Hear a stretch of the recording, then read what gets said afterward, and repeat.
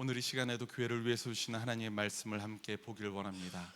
오늘 말씀은 신약 성경 요한복음에 있는 말씀입니다. 요한복음 15장에 있는 말씀.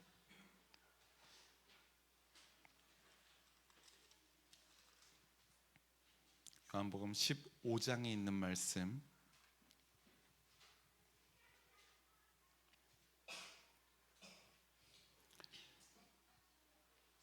26절부터 27절, 오랜만에 짧은 말씀.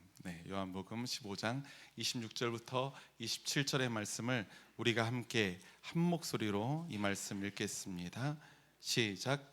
내가 아버지께로부터 너희에게 보낼 보혜사 곧 아버지께로부터 오시는 진리의 영이 오시면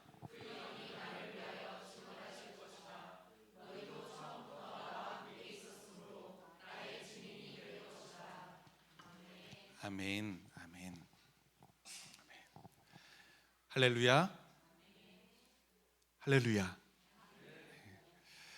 따뜻한 봄날의 햇살처럼 우리를 돌보시고 지키시며 인도하시는 하나님의 은총이 저와 여러분들의 삶에 늘 가득하시기를 주님의 이름으로 축원합니다. 우리 주변에 계신 교우분들과도 우리가 사랑과 축복을 한번 듬뿍 담아서 우리 함께 아침 인사 함께 나누었으면 좋겠습니다. 오늘도 당신과 함께라서 행복합니다. 오늘도 당신과 함께라서 행복합니다.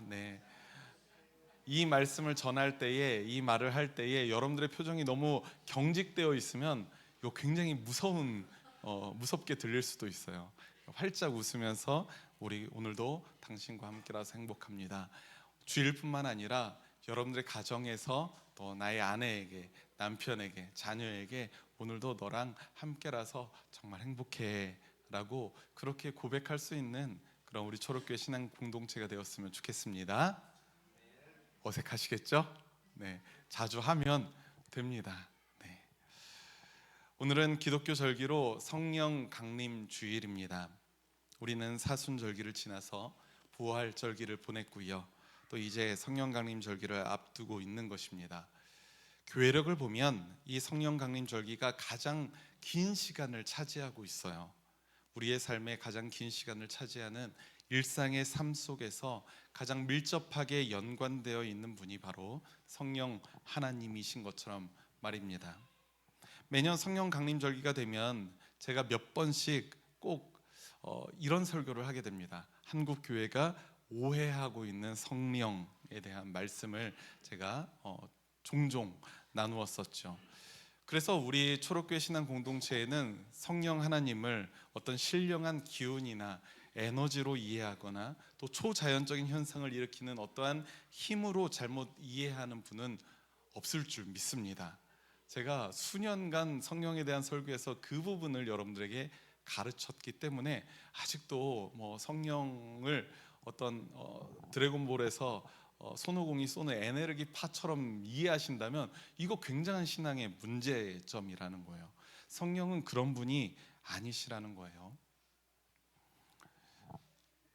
그래서 저는 이제 대학원 때 이제 논문을 썼는데 그때 비주어데이라는 어떤 감각적인 수단으로서 성만찬과 또 이콘 또 예술의 영역의 부분을 다루면서 하나님을 향유하는 방법에 대한 이야기를 나눴는데 그 논문에서 썼었는데 그 부분도 사실 성령론이 가장 중요한 부분이기도 했었습니다.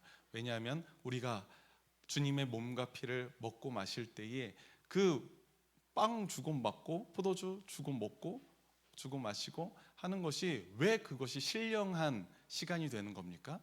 성령 하나님이 그 시간에 함께 하시기 때문에 그래요. 그래서 성만찬 때는 항상 성령 임재의 기도를 제가 드리게 되죠. 제정사를 하고 난 이후에. 마찬가지로 우리가 어떤 이콘이나 기독교 예술 작품을 보면서 마음에 감동하는 이유, 성령님이 우리와 함께 하시기 때문에 그렇습니다. 그래서 저에게는 성령론이라는 것이 굉장히 중요한 신학 중에 하나예요. 기독론이 이제 예수님에 대한 이야기, 성자 예수님에 대한 이야기고, 신론이 이제 성부 하나님에 대한 신학적인 이야기라면 저는 이 세 가지가 모두가 중요하다고 생각을 해요. 사실 오늘날 한국 교회에서는 그 중에서 무엇 하나를 선택해서 어떤 사람은 기독론만 중요해라고 하는 사람이 있는 반면에 또 어떤 부류에서는 성령만 중요해라고 하는 분들도 계시거든요. 그 부분을 우리가 한번 잘 생각해서 균형감이 있고 또 건강한 신학, 평신도 신학을 우리 초록교회 여러분들도 가지셨으면 좋겠습니다. 적어도 제 설교를 한번 곱씹어 보시면서 그 성부 하나님, 성자 예수님, 성령 하나님에 대한 평신도 신학을 한번 잘 차곡차곡 정립해 가시면 여러분들이 크게 엇나가지는 않으실 것이라고 생각을 합니다. 제가 제 설교를 곱씹어 보라는 말을 잘 하지 않지만 그래도 제가 나름 꽤 열심히 준비하는 설교니까요. 여러분들이 한번 잘 곱씹어 보셨으면 좋겠습니다. 우리가 성령 하나님에 대해서 바르게 이해하기 위해서 가장 먼저 필요한 과정은 무엇일까요? 특히 우리 한국 교회에서는 이 과정이 정말 필요합니다.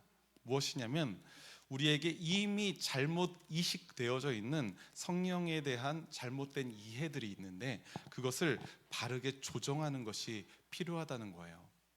그래서 우리는 성령에 대한 신학적인 설교를 여러분들은 종종 접하셔야만 합니다. 우리가 오늘 읽은 본문 요한복음 15장 26절의 말씀 우리가 한번 다시 한번 읽어볼까요? 26절의 말씀 시작. 내가 아버지께로부터 너희에게 보낼 보혜사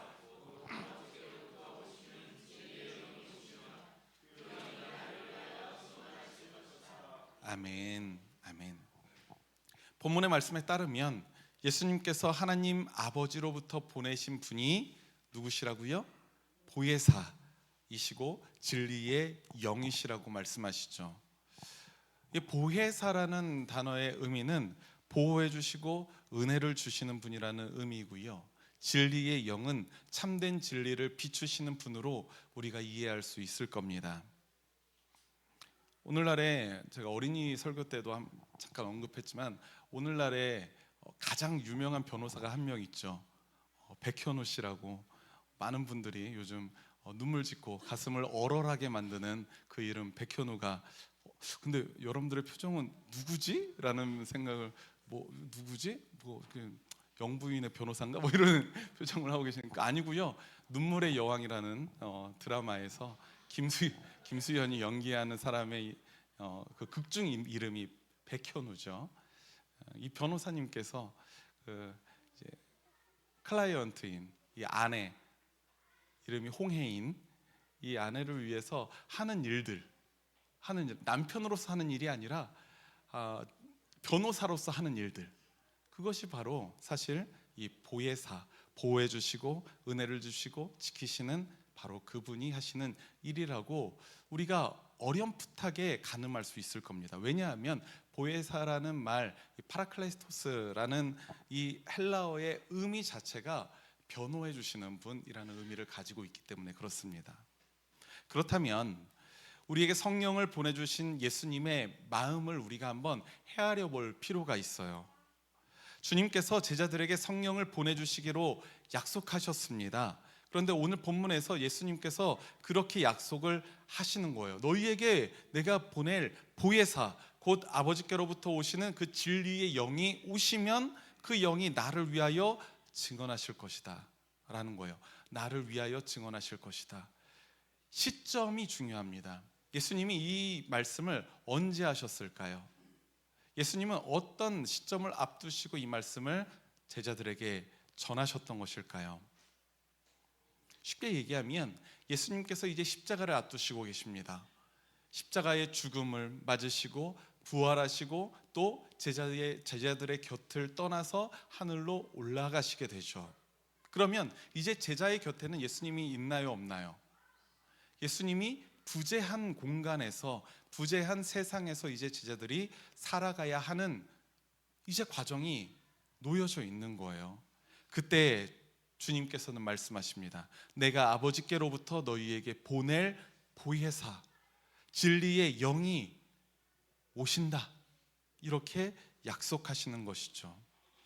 그러니까 주님은 자신의 빈자리를 또 다른 방식으로 채워주시기 위해서 성령님을 보내주시기로 약속하셨던 겁니다. 달리 말하자면 성령님이 필요한 존재는 누구시라는 겁니까? 성령님을 보내시는 것은 예수님이 예수님의 목적을 가지고 자신이 필요하기 때문에 성령님이 보내시는 것이 아니라요. 예수님이 성령님을 우리에게 보내주시는 것은 도리어 예수님 자신이 아니라 바로 세상에 남겨져서 하나님의 백성으로 살아가야 하는 제자들을 위한 것이었다는 사실을 여러분들 기억하시기 바랍니다. 예수님이 부활하시고 죽으시고 부활하시고 승천하셨다고 해서 그 세상이 온전한 천국으로 변했을까요? 그렇지 않았어요. 여전히 믿음의 사람들을 핍박했고 박해했고 불의한 사람들이 넘쳐났고 폭력으로 사람들을 얽매이고 있었고 가난한 자들, 아픈 자들은 늘 눈물을 쏟고 있었습니다. 그 상황에서 예수님이 하셨던 그 하나님 나라의 사명을 이제 어느 분이 대체하신다? 보혜사 성령님께서 대체하시는 그 예수님의 빈자리를 대체하실 수 있도록 예수님은 성령을 우리에게 보내주셨다는 거예요. 그러니까 성령이 필요한 존재는 누굽니까? 예수님이 아니라 바로 이 땅을 살아가는 우리들이라는 사실입니다. 우리가 살아가는 이 세상은 부단히 하나님을 부인하는 세상입니다. 하나님의 뜻을 구하는 것이 아니라 수단과 방법을 가리지 않고 자신의 유익과 명예를 구하는 그런 세상입니다. 태초에 하나님이 창조하신 이 세계의 본연의 모습은 이미 깨어질 대로 깨어진 세상이에요. 이 깨어진 세상에서도 하나님의 백성으로 살아가야 하는 사람들이 있습니다. 예수님의 십자가 죽음으로 구원의 문을 활짝 연 믿음의 사람들인데 그들이 이제 살아가는 토양이 천국이 아닌 거예요. 깨어진 세상인 거예요. 그 속에서 하나님의 백성으로서 살아가는 사람들, 하나님의 관점으로서 살아가는 사람들은 때로는 핍박받고 박해당하기도 합니다. 사람들에게 손가락질 당하고 조롱당하기도 합니다. 그곳에 성령 하나님께서 임재하신다는 거예요. 이 또한 우리에게 얼마나 복된 소식, 복음이겠습니까? 하나님의 백성들이 받은 구원은 이미 완료된 것이 아니라 예수님으로부터 시작되어서 완성을 향해서 지금도 계속 자라나고 있어요. 그러다가 주님 다시 오시는 날 완성될 것이 분명합니다. 그것이 성경의 가르침입니다. 구원은 자라나는 것이다. 구원은 과정이다. 우리 그리스도인들은 구원의 완성을 위한 순례의 길을 걸어가는 순례자들이다. 이런 것들은 우리에게 바로 성령님이 필요하다는 사실을 방증하고 있는 겁니다. 왜냐? 그 길을 걸어가는 것이 우리에게 너무나도 어려운 것이기 때문에. 아마 예수님이 승천하셨는데 예수님이 꿈꾸시던 하나님의 나라가 온 세계에 온전하게 이루어져 있다면 아마 예수님이 성령님을 보내실 이유가 있었을까요? 그렇지 않았을 거예요. 그런데 이미 깨어진 세상에서 하나님 나라의 백성으로서 살아가는 우리들에게 필요한 분이 바로 성령님이기 때문에 우리에게 성령님을 보내주셨다는 겁니다. 에베소 4장 13절 말씀에서 사도 바울은 믿음의 사람이 경험하게 되는 이 구원의 과정, 구원의 여정을 한 문장으로 설명하고 있는데요. 우리 함께 주보에 담아놓은 에베소서 4장 13절 말씀 우리가 함께 한 목소리로 읽겠습니다. 시작. 그리하여 우리 모두가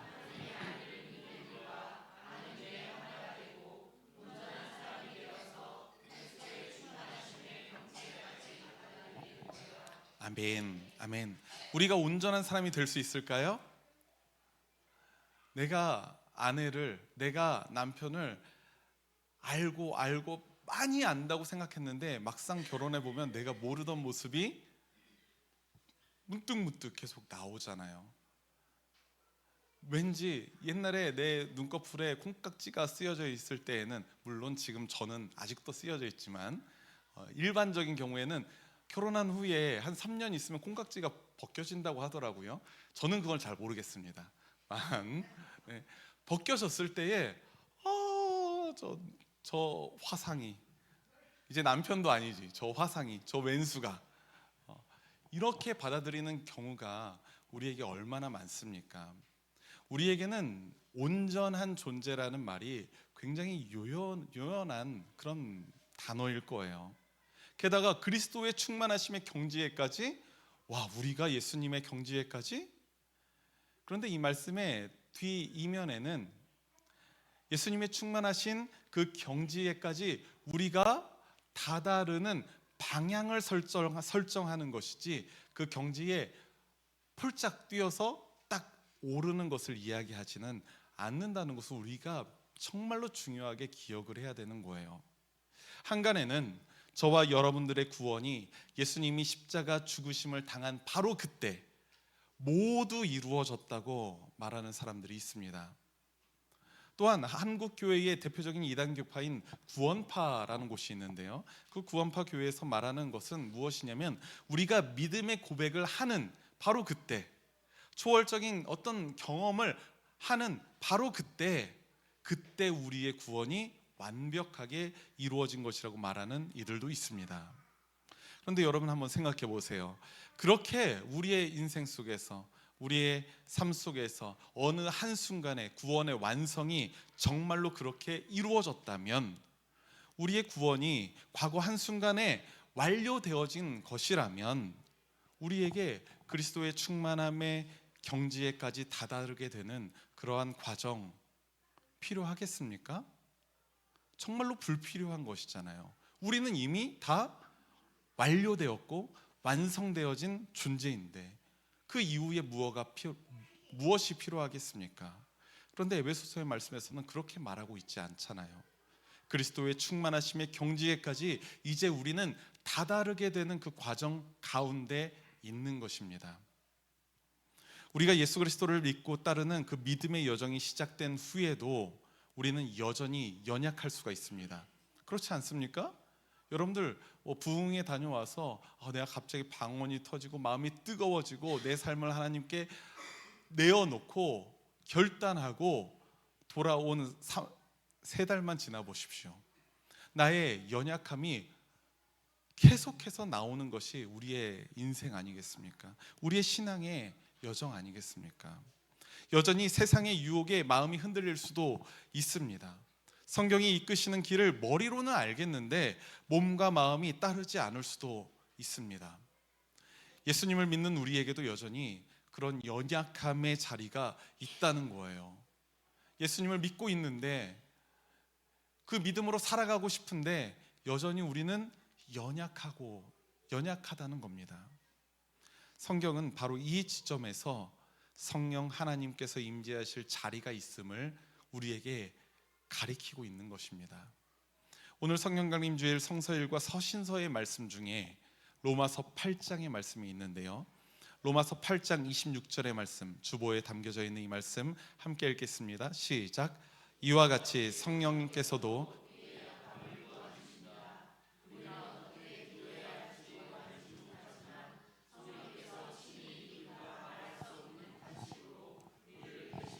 간구하여 주십니다. 아멘, 아멘.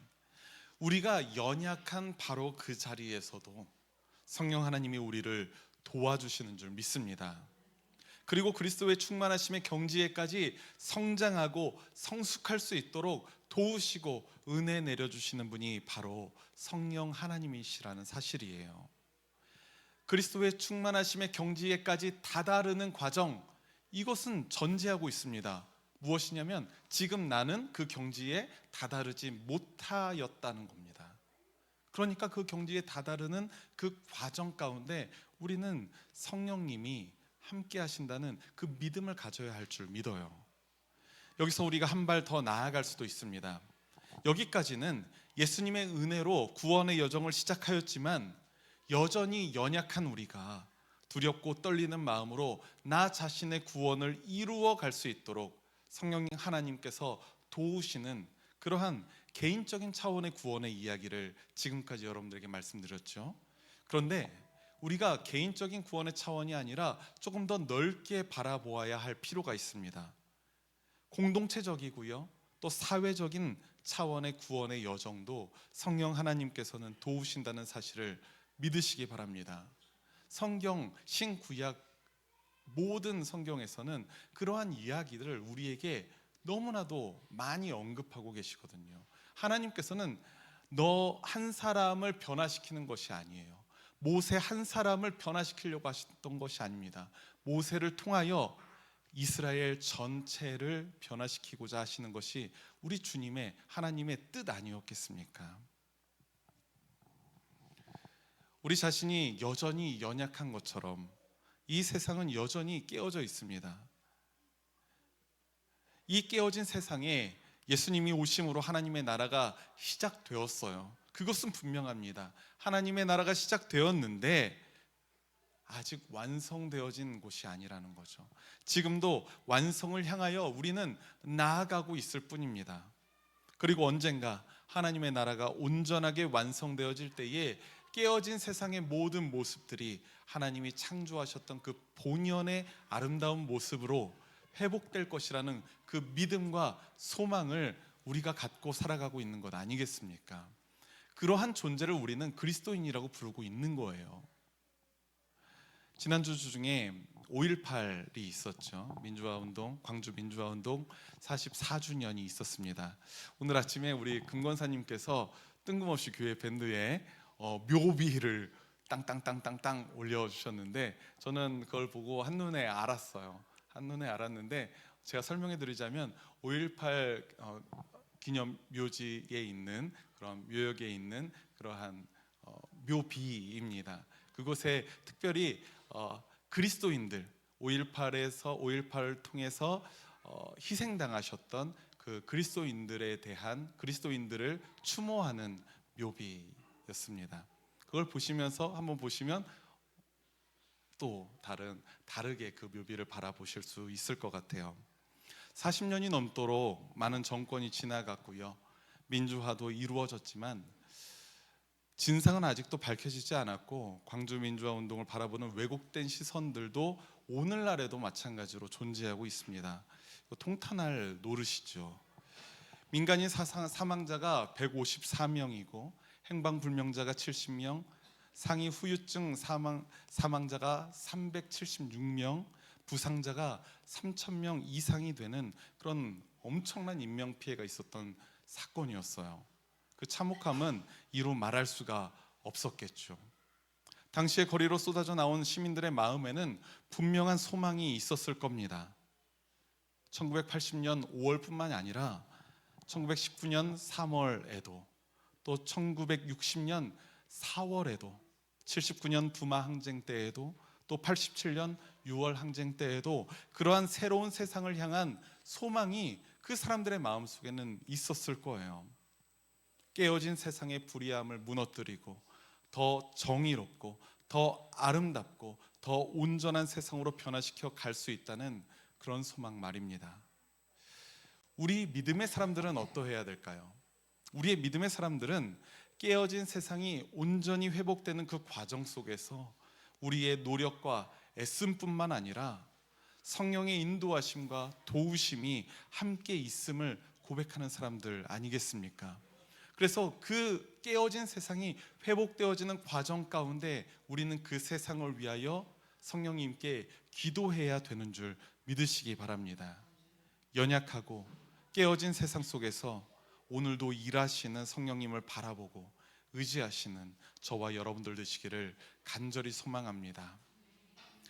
사랑하는 우리 초록교 신앙가족 여러분, 저와 여러분들은 예수님을 우리의 구주로 영접한 그런 존재 아니겠습니까? 그렇다면 이미 저와 여러분들의 인생 안에 성령 하나님께서 임재하신 거예요.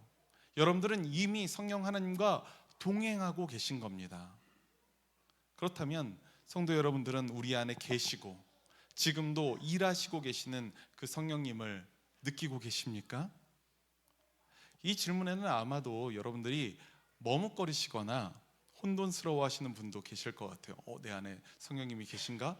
어떻게 내가 느껴지는 거지? 근데 이 느껴진다라는 것에 대한 여러분들이 오해도 가지실 필요가 없습니다.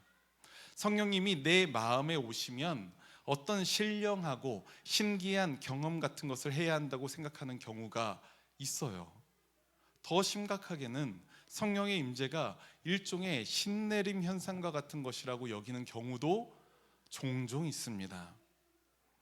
그런데 우리가 오해하지 말아야 할 것은 진리의 영이신 성령님은 우리의 오감을 뛰어넘는 분이시라는 사실입니다. 성령님을 오감으로 체험하는 것이 우리 가운데 성령이 계시다는 것을 증명하는 것일 수는 없다는 거예요. 그렇다면 분명한 증명되는 것이 하나 있습니다. 오늘 우리 본문 제가 주보에 적어놓지 않았던 것 같은데 27절의 말씀, 27절 한번 읽어볼까요? 시작. 너희도 처음부터 나와 함께 있었으므로 나의 증인이 될 것이다. 아멘. 그 이전에 예수님께서 진리의 영이 오시면 그 영이 어떻게 하신다고요? 나를 위하여 증언하실 것이다. 성령님께서 주님을 위하여 예수님을 우리에게 증언해 주신대요. 그리고 그 증언을 받은 우리는 어떻게 합니까? 또 나아가서 주님을 증언하게 됩니다. 이것이 우리 안에 성령님이 있다는 아주 확실한 증거가 됩니다. 성령님을 통하여 우리는 예수님을 알아가게 되는 거예요. 말씀을 들을 때 예수님이 우리가 깨달아지는 거예요. 예수님을 더욱더 사랑하게 되어지는 거예요. 그리고 내가 사랑하게 된 예수님이 그저 내 마음속에만 머물러 있는 것이 아니라 나의 입을 통해서, 손을 통해서, 발을 통해서 선하고 아름답게 사랑함으로 증거되어지는 것, 이것 말고 더 확실한 성령의 증거가 무엇이 있겠습니까? 성령님은 우리에게 그런 신비한 체험 자체를 주시려는 분이 아닙니다. 그보다 더욱 놀라운 목적을 갖고 우리 안에 일하시는 분이신 줄 믿습니다. 성령 강림 절기를 맞이해서 오늘부터 앞으로 한 달간 깨어진 세상 속에서 하나님의 백성으로 살아가는 우리들에게 성령 하나님이라는 존재가 어떻게 일하시는지, 어떤 분이신지 우리가 말씀으로 한번 시리즈 설교로 제가 다루려고 예정을 하고 있습니다. 그 시간을 통해서 우리 삶 속에서 역사하시는 성령 하나님과 더욱 친밀해지시는 저와 여러분들이 되시기를 간절히 소망합니다. 그리고 성령님께서 우리 안에서 이루어 가시는 그 놀라운 역사를 소망하면서 하나님 나라의 사명에 동참하시는 저와 여러분들이 되시기를 주님의 이름으로 축원합니다. 우리 함께 주보를 보시면서 말씀을 기억하며 공동체의 기도 함께 한 목소리로 기도하시겠습니다. 기도하겠습니다. 시작. 우리를 도우시고 지키시는 보혜사 성령님을 보내시어 하나님의 백성된 삶을 꿋꿋이 살아가게 하시는 하나님, 감사와 찬양을 올려드립니다. 오늘 주님을 바라보며 드리는 이 예배를 통해서 우리가 성령의 충만함을 입기를 소망합니다. 깨어진 세상 속 연약한 우리의 인생에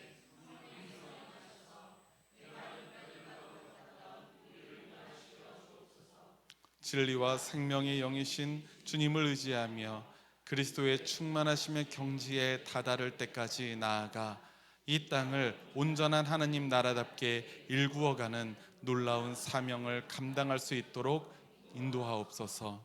함께 하심을 믿으며 예수 그리스도의 이름으로 기도합니다. 아멘.